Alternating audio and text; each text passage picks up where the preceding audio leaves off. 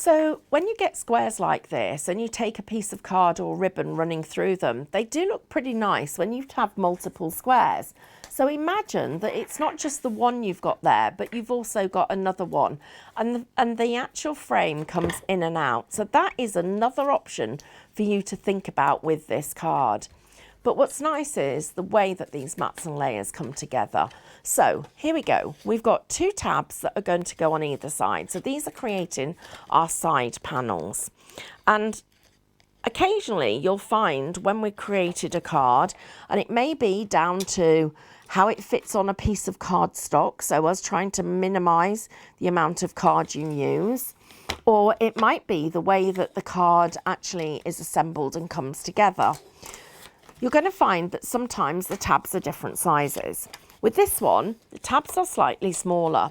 So what I want you to think about is where you're going to glue. So I've taken my red liner tape and I've taken it right down the centre of there. I'm going to lift this back onto the front and we're going to get that in position, but I'm keeping it just a millimetre away from that score line. There's a lot going in the centre of this card. And then I'm going to use the edge of the card to help me to create my score line. So there I've got that all lined up, ready to go. So we've got everything that we need in position. So the next thing I'm going to do is I'm just going to put the centre of the card in. So let's get this one in quickly because it's about the front and the decoration on the front. We'll just line this up and put this into the middle of our card. So here we go. So let's line that up, get that in place and make sure that that's where it is. And you're going to feel that card hugging round the inside. Okay, so there we go. That's that part. The next part of it are these mats and layers. And the mats and layers are the thing that start to build up the dimension. Now, I just want to mention to you about what happens when your card centres are tight like this.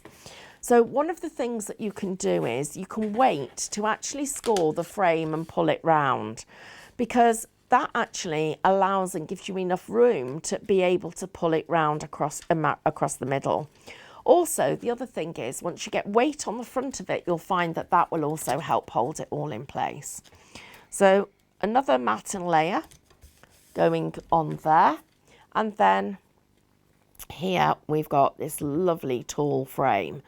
And for me, this is one that would make a great DL card.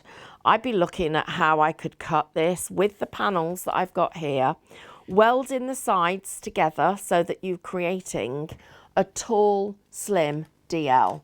Imagine how good that's going to look.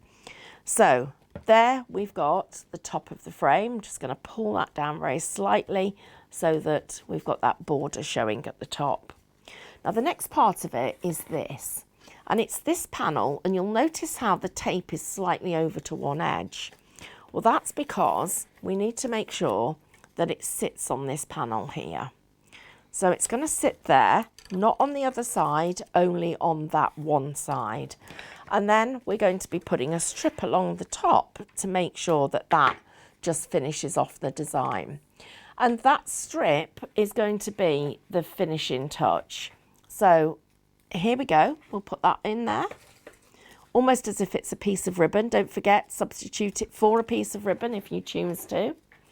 And then just before that's perfectly stuck down, and I have just got a little bit excited and stuck it too quickly, we're going to slide that underneath.